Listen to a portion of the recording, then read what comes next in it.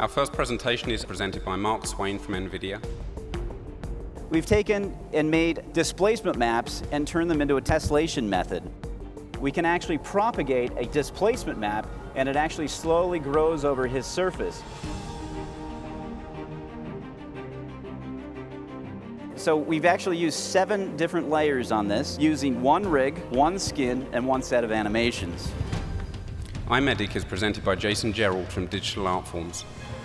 This is an interactive medical visualization package based upon Digital Artforms' two-handed interface.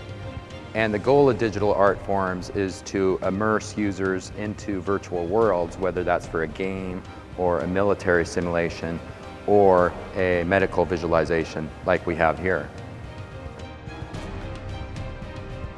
What we can also do with this box is we can set the inside of the box to be more opaque, like so, and everything outside the box to be completely transparent. That way we're able to move things that might get in our way so we can see only the areas we're interested in.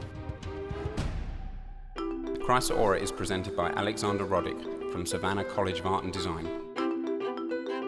The project is something that was described on Twitter as the most beautiful and useless thing on the internet. This is an interactive real-time demo running in a browser, and it is actually a web page.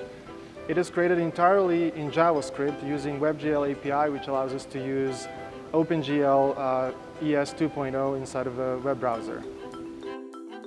So if you take one thing from this presentation, I hope it will be that you understand that the web is not only interactive, it is also 3D and it's real-time.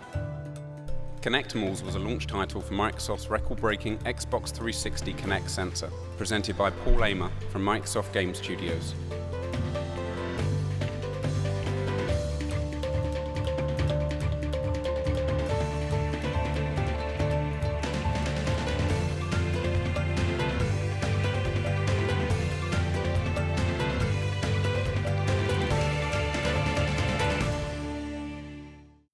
More than just a racing game, Need for Speed Hot Pursuit features a very dynamic visual look.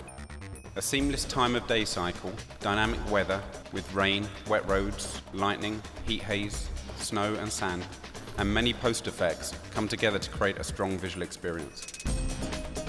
Hi, I'm Henry. I'm the Senior Art Director for Hot Pursuit, and Alex was the lead graphics engineer. And we made this game at Criterion in the UK along with our friends at DICE in Stockholm. Preferred rendering lets us lay down a large number of different channels and then composite the scene in real time, allowing us a large number of dynamic lights. This is really great for artistic purposes, but it's also really useful for gameplay, especially when you've got a lot of cars with a lot of lights. Now you see here, this is a high dynamic range reflection. Most racing games have these, but we can evolve it on the fly every frame.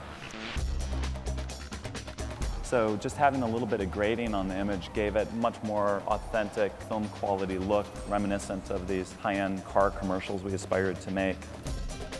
Yeah, you got to have a wreck when you have a racing game. And that's us. Yeah, thanks for coming. Thank you.